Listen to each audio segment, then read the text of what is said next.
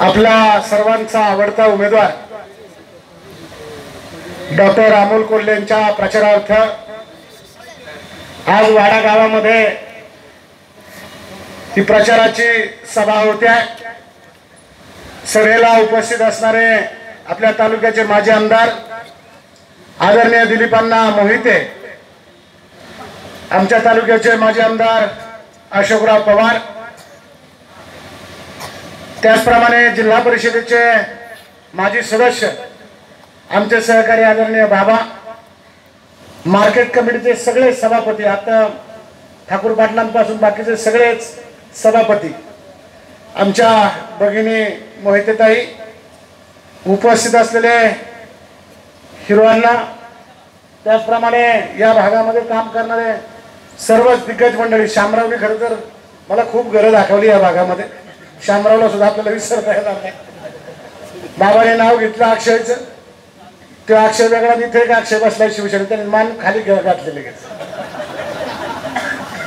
पण आता इथंच राहायचे, आता गडबड करू नको, नाही तर तुला डायरेक्ट शिक्रापूरला नेऊन ठेवील बघा। आणि सगळी मंडळी खरं तर या परिसरात आल्याच्या नंतर इकडं काळूराम सुपे, तिकडं महाराष्ट्र केसरी तुकाराम सुपे, तिकडं कोपऱ्यात आहे, तो पण गडी माणसं दाखवायला हुशार आहे। ते काय नारायणप्पाचा कार्यकर्ता आहे। आणि सगळे मायबाप मंडळी खरं तर आपण उपस्थित झालात। आज दिवसभर या तालुक्याचे माजी आमदार, आपला सर्वांचे नेते आदरणीय अण्णा आणि ही सगळी मंडळी, सगळे जिल्हा परिषद सदस्य, सगळे पंचायत समिती सदस्य, सगळे मार्केट कमिटीचे आजी माजी इंगोले दादापासून सगळे सभापती विलासराव, ही सगळी मंडळी, आज शांतारामजी भोसले, मला सगळ्यात जास्त गरज दाखवणारे दिलीप अण्णांचे नातू आदरणीय राहुल दादा, ही सगळी मंडळी खरं तर मनापासून इथं आलेली आहे। आज प्रचाराला शुभारंभ, हळूहळू त्या ठिकाणी निवडणूक तापते आहे आणि लक्ष्मीनारायणाचा जोडा तुमच्याकडे आलाय बघा। आज काय योगायोग आहे बघा, कसा लक्ष्मीनारायणाचा जोडा आहे। पण आमची बहीण उजवी आहे तुमच्या माणसापेक्षा, पण आता आम्ही ठरवले काय बोलायचं नाही। खरं तर दोघेही नवरा बायको, अमोलला तुम्ही नशिबान आहे की दोघेही नवरा बायको आज तुमचं काम करतायत, केवढा मोठा योगायोग आहे। कदाचित आमचं झालं असं तर आम्हाला परत आल्यावर येतो नसतं लागलं इकडे, पण आमचं शिफारस सुद्धा नाही केली आमचे दाजी असून। त्यांना माहिती आहे देवाला लईच येडागत करून जरा थांबू आपणच, नाही तर कधीच तिकीट मिळालं असतं मला राष्ट्रवादीच। पण मिळालं तर दाजी कान पिळत नाही दिला, म्हणलं कान पिळाच तरी द्या ना, दाजी कसंच बळत त्या हिशोबात, पण हरकत नाही। चला शेवट डॉक्टरांना आज तो सगळा प्रेम, सगळं प्रेम मिळत आहे, चांगली गोष्ट आहे। आता एक कार्यकर्ता इथे बोलत होता, सांगत होता की कशा पद्धतीने दादाने काम केलं, आढळरावांनी कशा पद्धतीने फसवणूक केलेली आहे। आज खरं तर हुतात्म्यांचा दिवस आहे, ज्यांनी आपल्या देशासाठी हुतात्म्य पत्कारले, त्यांचा आजचा शौर्य दिवस आहे। आणि सगळे सकाळीच त्या ठिकाणी जाऊन दर्शन त्या ठिकाणी घेतलेलं हुतात्मा दिन आहे। राजगुरूंच्या पायांची सगळ्यांनी दर्शन घेतलं आणि आज दिवसाला त्या ठिकाणी सुरुवात केलेली आहे आणि खरोखर समाधान वाटतंय। आम्ही सगळ्या तालुक्यामध्ये फिरलो, संभाजीची भूमिका करणारा माणूस हळुवारपणे निवडणुकीच्या व्यासपीठावर आणि प्रचाराच्या व्यासपीठावर सांगतोय की मी चुकीचं बोलणार नाही, मी टीका करणार नाही, मी समोरच्या माणसावरती त्या ठिकाणी कुठल्याही प्रकारची अवहेलना किंवा वेगळ्या पद्धतीने त्या ठिकाणी बोलणार नाही। संभाजीची भूमिका करणारा माणूस, ज्याच्या तोंडातून इतके चांगले शब्द येतात, याच्या पलीकडची भूमिका काय असू शकते। कारण आपण तर त्या ठिकाणी या देहूच्या भूमीमध्ये आहे आणि असणाऱ्या तुकोबारायांच्या भूमीमध्ये आहे। तुकोबारायांनी सुंदर सांगितलेलं आहे की मऊ मेना हुने आम्ही वज्रार कठीण, मऊ मेना हुने आम्ही विष्णुदास, कठीण वज्राचाही भेद व्हायचे, जरूर आम्ही त्या ठिकाणी लोकांचे नतमस्तक होऊ। पण जर कुणी लात मारणार असेल, म्हणून अमोलराव डॉक्टर साहेब मी तुम्हाला एवढंच सांगू इच्छितो, कारण तो माणूस सातत्याने तुमच्यावरती टीका करतोय, वेगवेगळ्या पद्धतीने बोलतोय, आम्ही तर बोलणारच आहे, पण तुकोबाचे पाईक सुद्धा तुम्हीच आहे. कारण एका बाजूला तुकोबांची परंपरा होती, तुम्ही छत्रपतीची भूमिका केली आहे, छत्रपती सुद्धा होते. तुकोबांच्या प्रेमामध्ये छत्रपती पडले. जिजाऊने सांगितलं मला वारकरी नाही करायचा, मला धारकरी करायचा आहे. तुम्ही डॉक्टर आहात, तुम्ही सुद्धा आता इंजेक्शन द्यायला सुरुवात करा. तो बोलला तर आपणही बोलायचं. शेवट निवडणूक आहे, आपण मी त्या ठिकाणी वागलं पाहिजे.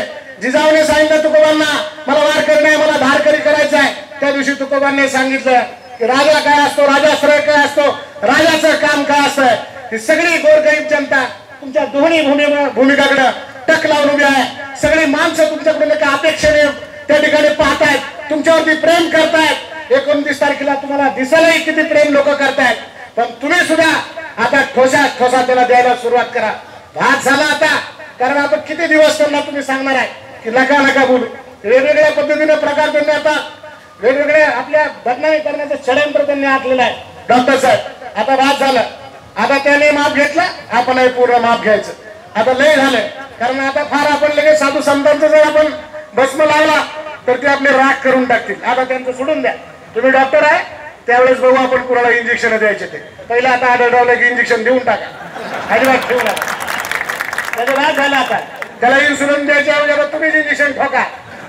तुमचं मतदानाचं काय मागे करतो, तुम्ही काळजी करू नका. पण घरी निवडणुकीपर्यंत ताट राहायला पाहिजे. तो जरा मजा येते. सिनेपैकी पहिला असलं जरा मजा येते. उगाच गाडी पाहिलं सगळे जिंदगी संघ उतरायचं ते काही बरोबर नाही वाटत. म्हणून तुम्ही तुमच्या पद्धतीने त्या ठिकाणी काम करा. तुमच्या जागी जर हे उमेदवार असते ना, त्याची पार तार काढून टाकली असते. हे काही साधे नाही.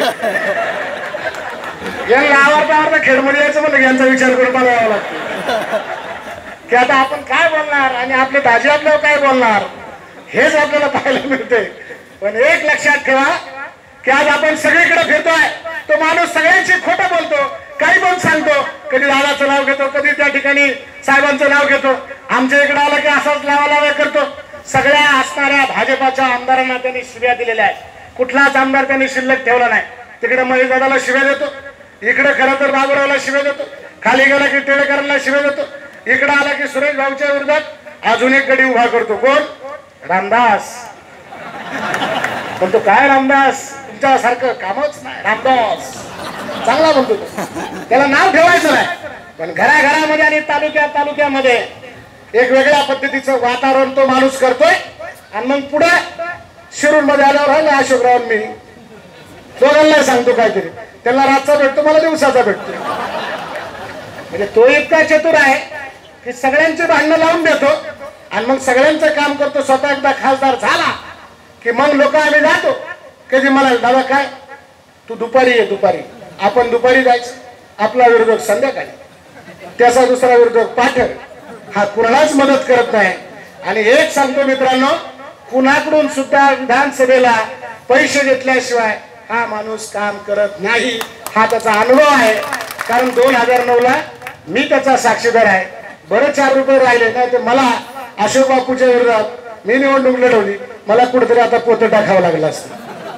पण बरे दिवस होते, 4 रुपये मिळाले, जमिनी घेऊन ठेवल्या होत्या म्हणून वाचलो. नाही तर एवढं सोपं नाही. आणि अण्णा म्हणले मागाशी आमचा उमेदवार गरीब आहे. कसला गरीब? गरीब उमेदवारच नाही. अरे डॉक्टर आहे, साधं एक कुठे टपरी मांडली तर हजारो रुपये लाखो रुपये कमवू शकतो. पण ती अवलाद त्यांची नाही. त्यांनी ठरवलंय की समाज सेवा करायची, तुमची सेवा करायची.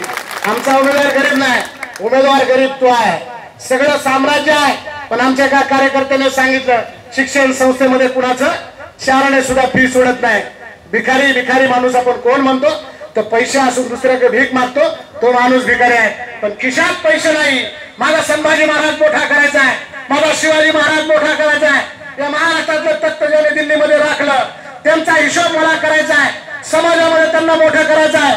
माझा राजा, माझा आईबाप, आज माझा असताना आईबाप वाढले पाहिजे, मोठे झाले पाहिजे. संभाजीची भूमिका मोठी झाली पाहिजे, पिता पुत्र मोठे झाले पाहिजे. ही भावना त्यांच्या मनामध्ये आहे. त्यांनी स्वतःचं घर त्या ठिकाणी गिरवी ठेवलं आणि संभाजी राजावरती मालिका केली. तुम्ही मत कुणाला करणार आहात? त्या दैन्य माणसाला